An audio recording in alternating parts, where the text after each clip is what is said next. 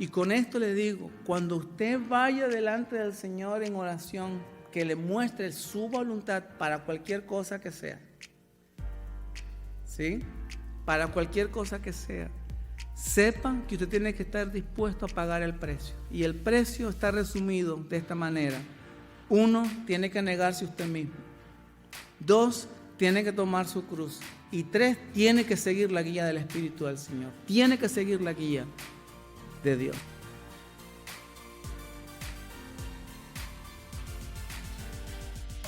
En Cristo somos más que vencedores. En Cristo tenemos el poder, gracias a la acción del Espíritu del Señor en nuestro corazón. Tenemos el poder para vencer, para en realidad ponerle pare a toda la ola de maldad en la cual el maligno está tratando constantemente de hacernos caer, hacernos sentir que no podemos, e incluso muchas veces el mismo mal nos influye muchas veces de tal manera que a veces dudamos hasta de la bondad y la misericordia y la presencia misma del Señor. Pero en realidad la presencia del Señor es una realidad en nuestra vida y por eso le damos gracia y le damos honra y gloria al Señor nuestro Dios. Y es gracias a Cristo Jesús que nosotros hemos tenido un nuevo comienzo en nuestra vida. Cuando la Biblia dice que de modo que si alguno está en Cristo, nueva criatura es, lo que la Biblia está diciendo, que en Cristo hemos tenido un nuevo comienzo, es decir, borrón y cuenta nueva. Y eso es lo que ha hecho la obra redentora, la obra sacrificial de Cristo Jesús. No solamente nos ha dado nueva vida, sino hemos vuelto a comenzar de nuevo con el Señor y también con el resto de las personas que están a nuestro alrededor. Y en esta tarde quisiera compartir con ustedes acerca de algo muy importante para la vida cristiana y acerca de un tema recurrente que encontramos en la Escritura. Y eso tiene que ver con la voluntad de Dios. Y en esta tarde vamos a estar reflexionando sobre algo que quizás a muchos de nosotros en algún momento nos hace sentir incómodo, pero es verdad, y lo que la Biblia dice también es verdad. Vamos a estar hablando compartiendo acerca de las excusas que presentamos cuando de hacer la voluntad de Dios se trata. Cuando Dios, siempre que vemos a Dios en la Biblia moverse y comenzar algo o más bien iniciar algo nuevo, como les decía, por lo general cuando Dios comienza algo nuevo siempre es en situaciones difíciles, situaciones adversas. Volvamos otra vez a lo que les compartía en el comienzo. Para que Dios comience con nosotros, en realidad nosotros mismos somos el problema, somos la adversidad, que no queremos comenzar de nuevo con el Señor. Pero cuando el Señor está por hacer algo nuevo, algo grande, algo que va a cambiar no solamente la vida del pueblo de Dios, nosotros, sino también la vida y la historia del mundo entero, de nuestra familia, de nuestro lugar de trabajo, de nuestra ciudad, de nuestra nación, del mundo entero, lo primero que Dios hace es llamar a una persona. Llamar a una persona. En este caso, Dios ha llamado no a una persona, ha llamado a su pueblo, es decir, nosotros, la iglesia del Señor. Y cuando Dios llama a la persona, enseguida Dios comienza a revelarle a la persona y a la iglesia, en este caso, cuál es su voluntad. ¿Cuál es su voluntad? Y la voluntad del Señor encierra lo que Él quiere hacer a través de nosotros, por medio del poder del Espíritu, y no lo que nosotros queremos hacer para Dios por medio de nuestros esfuerzos y nuestros conocimientos. De ahí entonces que cuando hablamos de la voluntad de Dios, no hablamos de una fórmula matemática, ¿sí? Como en el caso del álgebra. No hablamos de un plan estratégico, no hablamos de una agenda. Sí tenemos que planificar, sí tenemos que ser sabios en el uso de la vida y todo lo que Dios nos da. Pero eso no es la voluntad de Dios en esencia. La voluntad de Dios se trata de una relación, pero de una relación en comunión, en unidad, ¿sí? Con el Señor, con el Espíritu del Señor. Una relación en comunión con la palabra de Dios, porque la voluntad de Dios nunca va a ir en contra de los principios morales de la palabra de Dios. La voluntad de Dios nunca nos va a pedir pecar para entonces probar que estamos haciendo la voluntad de Dios. No es así. Hay una comunión en el Espíritu, hay una comunión con la palabra del Señor, hay una comunión con el plan y el propósito de Dios. Sin esa comunión relacional, uno no puede saber lo que Dios va a hacer a través de nosotros para cambiar la historia del mundo. Pero hay una realidad que muchas veces nosotros los creyentes a nivel personal y como iglesia no queremos admitir, y es esta. Oramos por la voluntad de Dios, ¿sí? Oramos y decimos, Señor, queremos que, le decimos muchas veces al Señor, Padre, te pedimos que se haga tu voluntad y no la nuestra. Oh Señor, te pedimos que nos muestres a nosotros tu voluntad para entonces, Señor, saber lo que quieres, etcétera, etcétera. Pero lo que no queremos admitir es que cuando Dios responde a nuestra oración y nos revela su voluntad, no respondemos como deberíamos, sino más bien comenzamos a presentar una serie de razones por las cuales no podemos responder positivamente a aquello para lo cual le hemos pedido a Dios en oración que nos revele. Pero, ¿sabe? No nos sintamos mal y tampoco estoy tratando de justificar ni tampoco decirle, ¿sabe? Que sigamos presentando excusas. Nosotros no somos los únicos. Y a veces el maligno utiliza este sentimiento de quizás de malestar para hacernos sentir que en realidad no somos quizás hijos de Dios o hemos perdido algún valor delante de Dios. Pero lo cierto es que no somos los únicos. Los grandes profetas de la Biblia, tuvieron muchas veces, cuando entraron en contacto con la voluntad de Dios, cuando Dios les reveló lo que estaba por hacer a través de ellos, cuando Dios los llamó de diferentes maneras como Dios lo hizo, cada uno de ellos, si no todos, expusieron ante Dios las razones por las cuales no podían responder positivamente. Jonás, por ejemplo, cuando Dios le dijo lo que iba a hacer y lo mandó para Nínive, Jonás no le dijo nada, simplemente en las acciones de Jonás le dijeron por qué no podía responder a la voluntad de Dios. Al final, lo que Jonás le dice es que yo no quería responder porque precisamente ibas a hacer lo que yo anticipaba que ibas a hacer. Imagínense lo que Jonás hace. Moisés fue otro también que le presentó una cantidad de excusas al Señor. Y como Moisés y todos hacemos la misma cosa, presentamos excusas acerca del por qué no podemos responder positivamente. Pero ¿qué hay de un profeta particular? ¿Qué hay de un hombre que se llamaba Jeremías?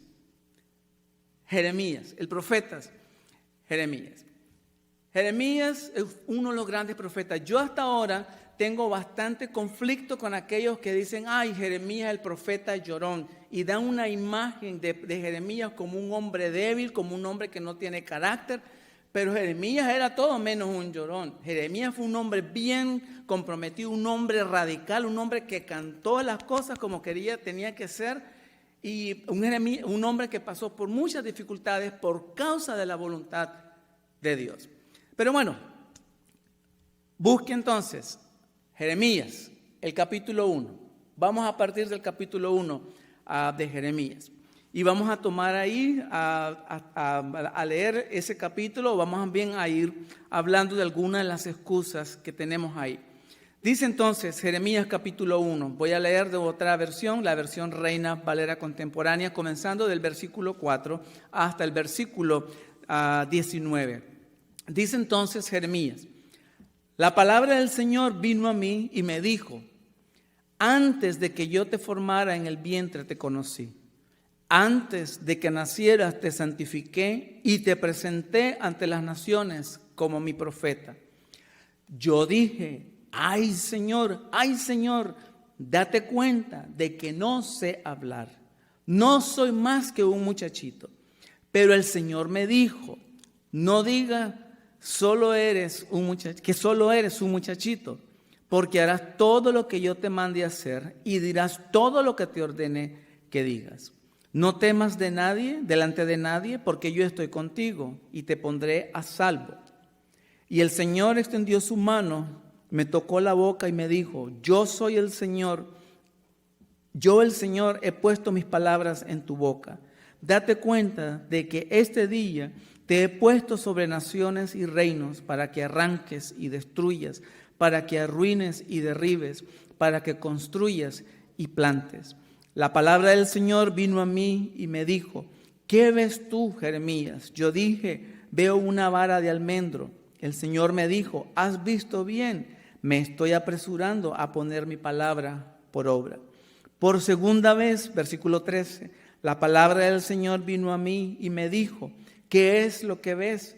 Y yo dije: veo una olla que hierve y está orientada hacia el norte.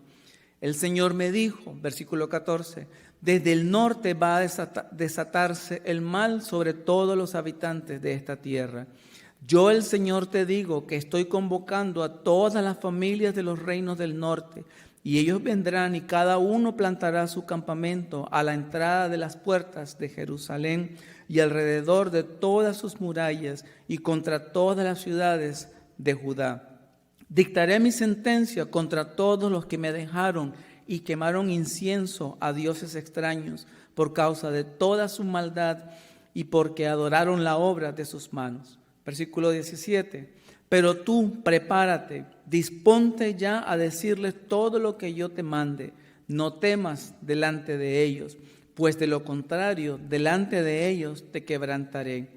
Date cuenta de que hoy te he puesto contra toda esta tierra como una ciudad fortificada. Te he puesto como columna de hierro contra los reyes de Judá, como un muro de bronce contra sus príncipes y sacerdotes y contra el pueblo de la tierra. Versículo 19. Ellos pelearán contra ti, pero no te vencerán, porque yo, el Señor, te aseguro que estoy contigo y te pondré a salvo. Tremendo. Algo nuevo iba a ser el Señor, pero en esta ocasión no era algo bueno, algo nuevo para bien, sino algo nuevo para llamar la atención y poner orden en la vida del pueblo que andaba completamente disparado por todas partes. Pero esto es entonces lo que tenemos acá. Dios está por hacer algo, Dios va donde Jeremías y Dios le habla a Jeremías respecto a lo que iba a hacer y le revela la voluntad suya, etcétera, etcétera. Pero aquí está entonces, desde un comienzo, en el versículo 6, Dios no tuvo que ir muy lejos ni darle demasiadas explicaciones para que Jeremías encontrara una excusa. Y lo mismo sucede con nosotros.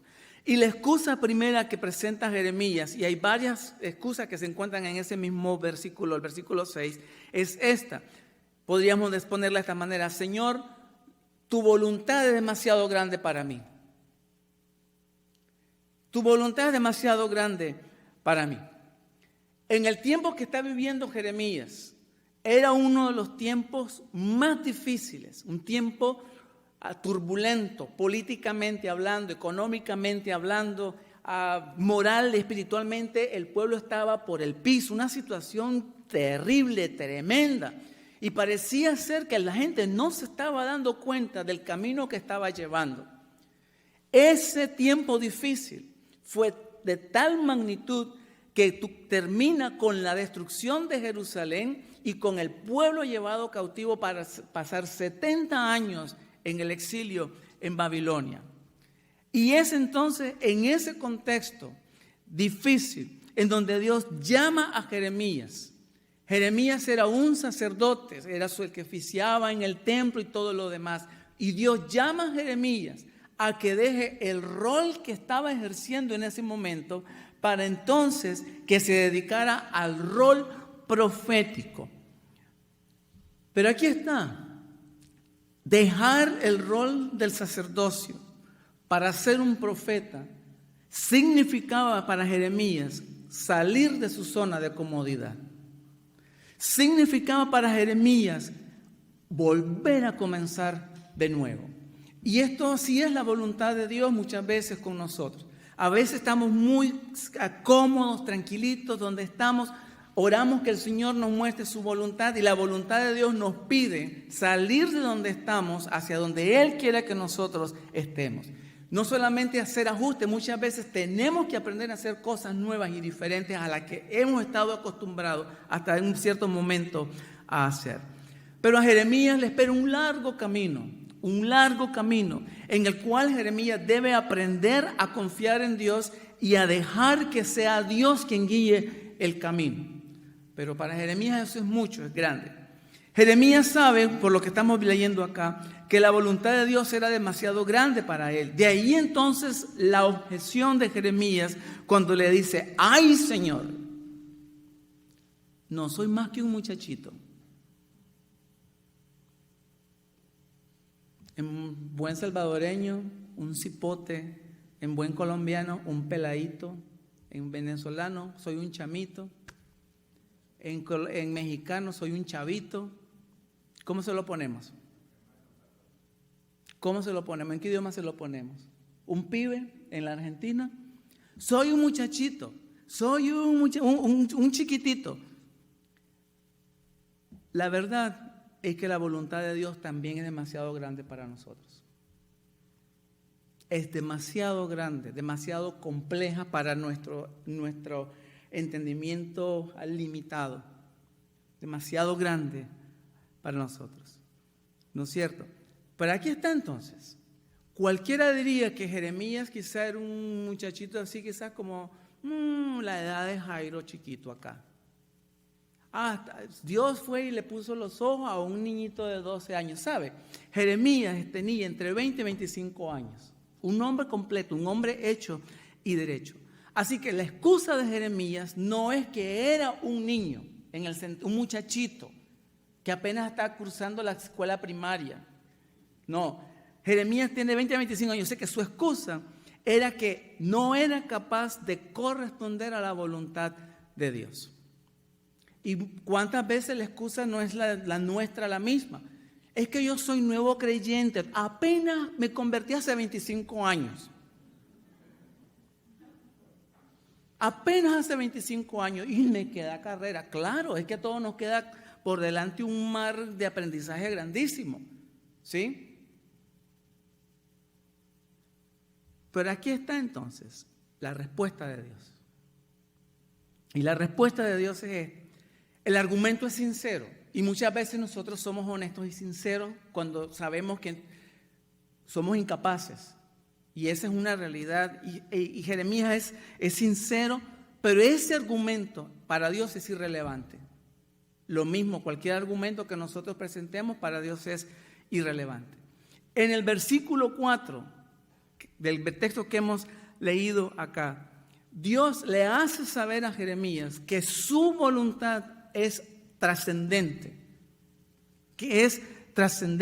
está más allá de nuestra inteligencia humana, ¿sí? Pero en ese momento ustedes se dan cuenta que Dios no está listo para retroceder o darse por vencido. Y lo mismo también pasa con nosotros. Ahora, no creamos que porque Dios no está listo para retroceder y darse por vencido fácilmente, que Dios va a seguir insistiendo con nosotros hasta que le digamos que sí. Ya hay un momento en donde creo yo, Dios para hasta la insistencia y se busca a otra persona simple y sencillamente como eso. Tomamos por ejemplo el rey Saúl, ¿sí? Un hombre a quien Dios llama, un hombre que es ungido por el Señor, un hombre que Dios le dio prueba de que Él estaba con él. Cuando Saúl no cumplió con la voluntad de Dios, simplemente Dios se buscó otro, un hombre conforme al corazón suyo, el rey David. A veces, o más bien no pensemos que Dios se va a quedar maniatado porque yo no he respondido a la voluntad suya conforme Él espera que así sea. Dios no se va a quedar maniatado. Dios buscará otro que tome nuestro lugar. Pero lo que Jeremías en realidad necesita en ese momento, lo que Jeremías necesita es darse cuenta que mucho antes de que Jeremías naciera, ya estaba en el plan y la mente de Dios.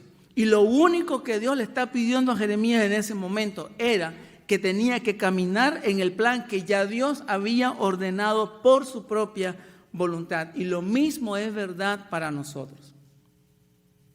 Lo mismo es verdad para nosotros. Cuando a nosotros nos cae la ficha, ya Dios tiene mucho tiempo delante de nosotros. Cuando venimos a reaccionar, a recapacitar y decimos, es cierto, ya Dios ha andado delante de nosotros. Mucho antes de que nosotros naciéramos, ya Dios sabía que nos íbamos a encontrar en esta tarde acá. Ya Dios nos había visto, en fin, ya Dios sabía todas estas cosas. Así que lo mismo también es verdad para nosotros hoy. Así que no hay excusa. No hay excusa para hacer la voluntad de Dios. Vayamos a la segunda excusa común. No solamente es demasiado para mí, la otra y la más común que se escucha por todas partes todo el tiempo. No califico. No califico. Mira entonces lo que Jeremías le dice, en lo que le dicen al versículo 6, eso de que no sé hablar y no soy un muchacho, yo no califico. Simplemente yo estoy fuera, no te sirvo, no lleno los requisitos. ¿Sí? Ahora, Jeremías ha tenido un encuentro con la palabra de Dios. Y cuando uno tiene un encuentro personal con la palabra de Dios y con Dios mismo, ese encuentro cambia nuestra vida, tiene que cambiar nuestra vida. ¿Sí? No solamente eso, sino que ese encuentro abre nuestros ojos, los ojos de la fe y los ojos del Espíritu, hacia un propósito trascendental y hacia un propósito que va más allá de nuestros propios límites, de nuestra existencia y de nuestras capacidades. Dígame, busquemos en la Biblia a uno a quien Dios haya llamado y le haya dicho, sí Señor, ya era hora, caramba, ¿qué vas a hacer sin mí? Todo el mundo a quien Dios llama en la Biblia, ninguno se sintió capaz de hacer tal cosa. Ninguno se sintió que calificaba. Pablo mismo se considera a sí mismo, dice, de los pecadores yo soy el primero que está en la fila. Y esto era lo que yo hacía, o sea, cómo el Señor vino después de todo lo que yo hacía y me calificó para una obra, para llevar el evangelio a todas las naciones. ¿Cómo es posible eso? Pero esa es en realidad la verdad. De ahí entonces la objeción, Señor, date cuenta que no sé hablar. Señor, no sé hablar.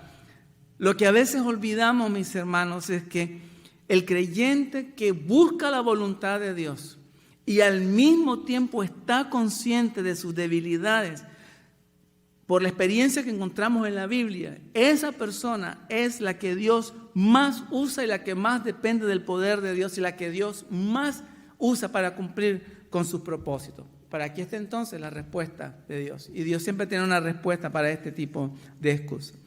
Vean entonces, vayan al versículo 9, al argumento de Jeremías.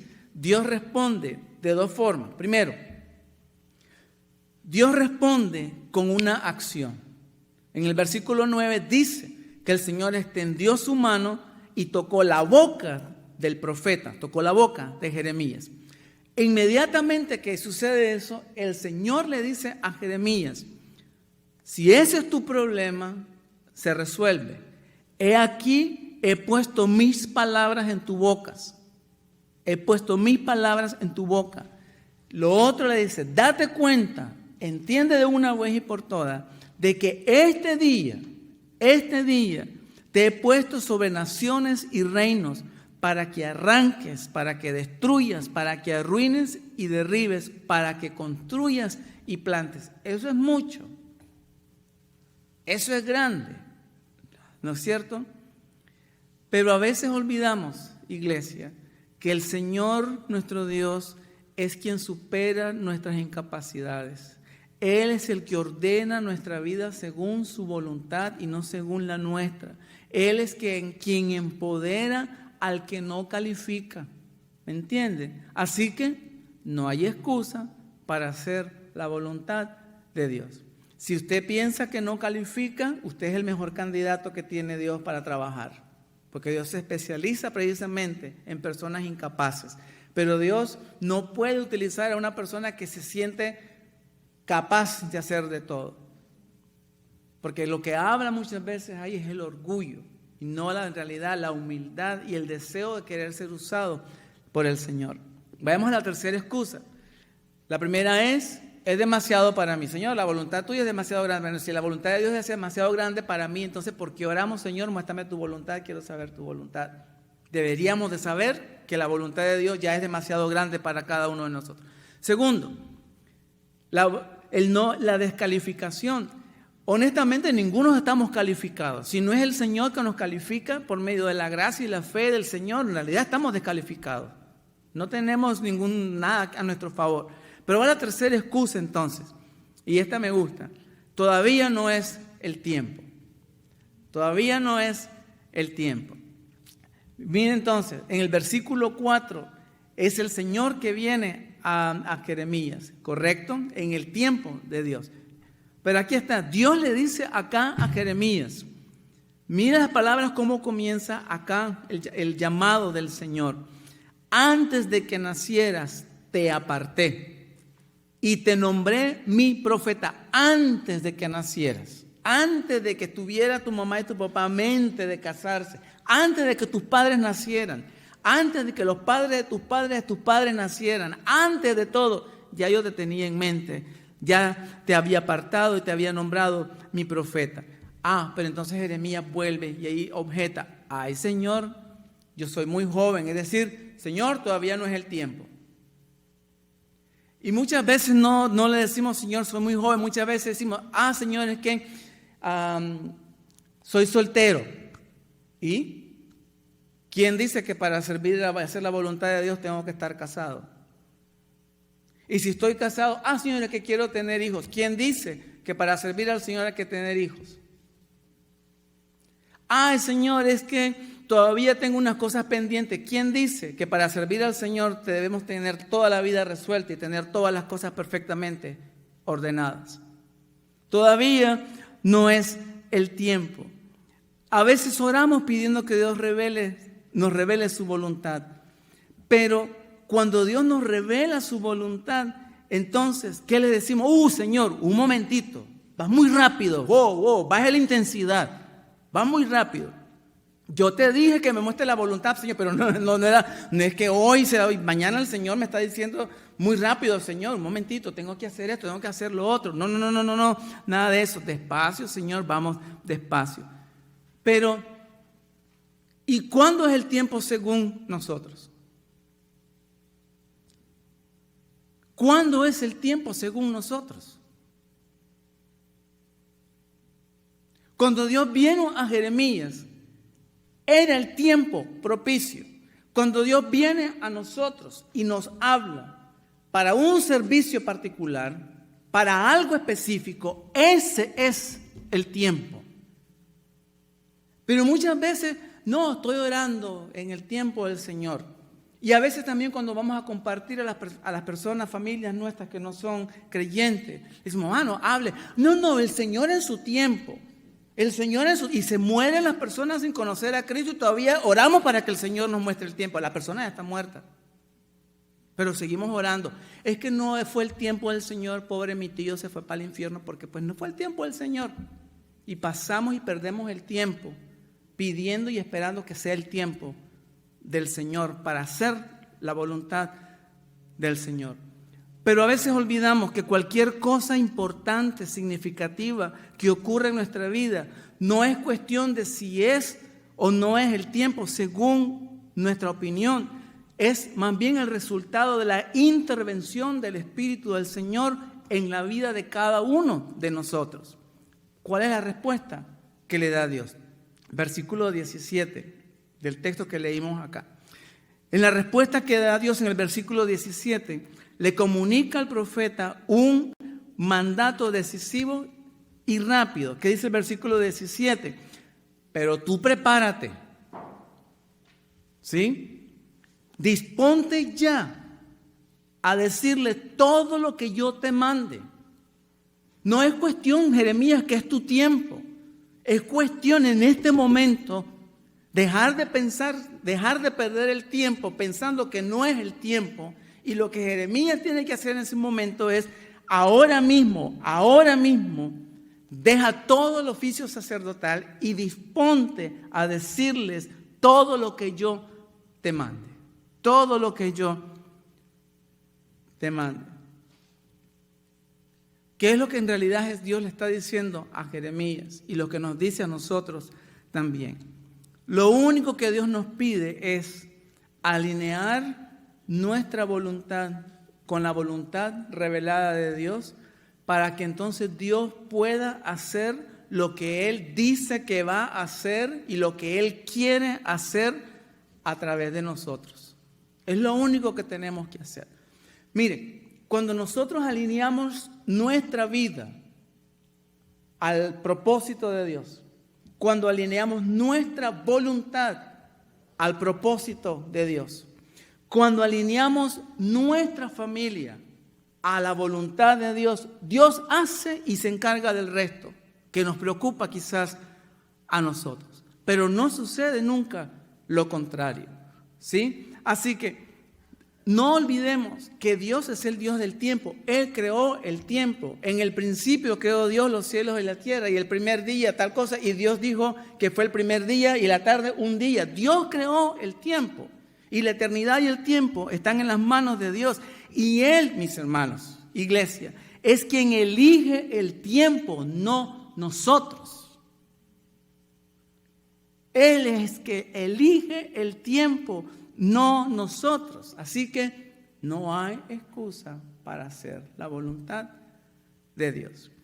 Entonces, es demasiado grande para mí, yo no califico, todavía no es el tiempo, pero hay otra. Señor, eso tiene mucho riesgo. Eso tiene mucho riesgo. Pero sabe, hacer la voluntad de Dios siempre trae riesgos. Igualmente, no hacer la voluntad de Dios también trae riesgos. Entonces, ¿qué quiere? ¿Enfrentar el riesgo por ser obediente o enfrentar el riesgo por ser desobediente? ¿Quiere hacer la prueba? Piense conmigo por un momento, ¿sí? Hacer la voluntad de Dios siempre trae riesgos. Jeremías fue enviado con malas noticias a un pueblo, a una gente rebelde, gente idólatra que quería escuchar solo buenas cosas, ¿sí? Quería escuchar un mensaje positivo, un mensaje de que es tuyo, reclámalo, si eso es tuyo, reclámelo, sí, aférrese, declárelo. Un mensaje de paz, un mensaje de seguridad y un mensaje de bendición. Pero mire lo que dice en el versículo 15.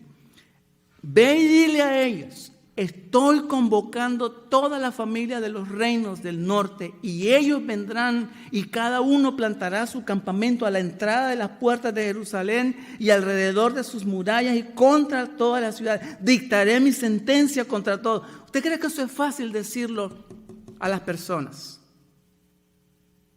Eso no es fácil. Y cuando leemos el libro de Jeremías, ustedes se van a dar cuenta, el hombre le fue mal, en el sentido que lo metieron a la cárcel. Por allá un rey se enojó y allá lo metió en un tremendo pozo, pero Dios siempre se manifestó en la vida del profeta. Por eso entonces la objeción, pero la voluntad de Dios es que Jeremías vaya y les hable de su ruina, de su bancarrota espiritual y moral, y que les aconseje a la gente no pelear contra el enemigo, sino rendirse al enemigo y volverse hacia Dios. Por eso lo trataron también de un, de un traidor a la patria. ¿Quién aconseja a la misma gente de su país que se dé por vencido y que mejor vaya y se entregue? Nadie, por el contrario, ¿no es cierto? La respuesta de Dios. Entonces, aquí está, mis hermanos, siempre es Dios, no nosotros, quien escoge el lugar y las personas a quienes Él nos envía. Siempre es Dios. Y mientras trataba leyendo esto, a mi mente vino cuando el Señor nos llamó hace 25 años. Me llamó a mi esposa y a mí al servicio en el cual ahora estamos sirviendo al Señor. Y comenzamos entonces a buscar un seminario para ir, prepararnos, estudiar, y habían varias posibilidades. Aplicamos a tres seminarios y ninguno dio nada positivo. Y por último, y no porque lo último, no porque no queríamos, sino que por último, aplicamos al seminario de Cali. Y ahí todo fue historia, como dice. Pero fue el Señor quien escogió el lugar. Fue el Señor quien escogió el lugar. Y todavía recuerdo, bueno, mi esposa es de Colombia, ¿no? De Cali. Sé que ella iba para su ciudad conocida. Yo, un extranjero, nada que ver ahí. Pero todavía recuerdo, hablando de esto de los riesgos, cuando le compartimos a la familia que íbamos para allá, mi suegro, todo un caleño de pura cepa, como dice, se nos para y dice: ¿usted cómo se le ocurre irse para allá? Si eso está peligroso. Mi suegro. 4 años. Fuimos, venimos, anduvimos en lugares peligrosos por allá, Lady, por allá Ciudad Córdoba, eso es una olla terrible, ¿sí? Eso era por lugares increíbles donde un día me acuerdo, no sé si mi esposa se acuerda, un muchacho del seminario me dice: oye, Fer, quiero invitarte para que vengas el domingo a predicar a la iglesia en la noche. Sí. Le digo: no hay ningún problema, nosotros terminamos al mediodía, vamos. Le digo: dame la dirección, nosotros agarramos un taxi. Y me dice: no. Yo vengo con la moto a buscarte. Le digo: pero somos 4. No, yo vengo con la moto y yo traigo el taxi para buscarte. No vayas solito. Bueno, listo. Y nos fuimos y él fue guiando adelante y nos fuimos allá. Fuimos el culto y todo lo demás. Cuando terminamos el culto, el hermano que estaba sentado al lado nuestro dice: no salgan, espérennos. Digo: ok, listo, seguramente nos van a hacer la bienvenida, qué sé yo. Cuando terminó el culto y todo, teníamos 2 de los familiares del pastor acá, más otros 2 y 4 miembros de la iglesia iban caminando alrededor de nosotros. Yo me sentí todo raro. Y le digo: pero ¿por qué? Déjennos nomás ir a buscar a la salida principal, a coger un taxi, un bus, como quiera que sea. Y dice: no, usted no sabe dónde anda ahorita. En una zona peligrosa. ¿Por qué, hermanos? Cuando obedecemos al Señor, siempre van a haber riesgos. 4 años, ni un atraco, nunca nada. Venimos acá y ¿qué va? De aquí del estacionamiento, al poco tiempo nos robaron el auto, después de regresar de Colombia. Digo: caramba, 4 años, llegamos acá, al poco rato, de aquí del estacionamiento, se roban el carro. Y yo: lo que no nos pasó en Colombia no vino a pasar acá. Pero todo tiene su riesgo. Pero aquí está. Uno tiene que saber que es allí donde Dios lo quiere a uno. Y uno debe saber ahí, como el Señor le dice allá a Jeremías, que no debemos temer al peligro porque nunca estamos solos. Cuando caminamos en la voluntad de Dios, no estamos solos. Cuando caminamos en la voluntad de Dios, no hay ningún riesgo a equivocarnos, porque la voluntad de Dios es buena, es agradable y es perfecta. No puedo yo decir que es la voluntad de Dios: Dios cambió de opinión y se equivocó, entonces la voluntad de Dios no es perfecta.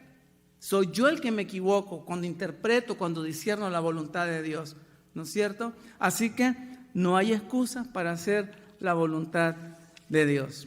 Entonces, es demasiado para mí. No califico, todavía no es tiempo, es demasiado riesgo. Y aquí está la última. Tengo que pensarlo. Miren entonces, el capítulo 1 de Jeremías. Jeremías habló solamente 3 veces, ¿sí? Una para objetar y las otras 2 para responder a la visión que el Señor le había mostrado, ¿sí?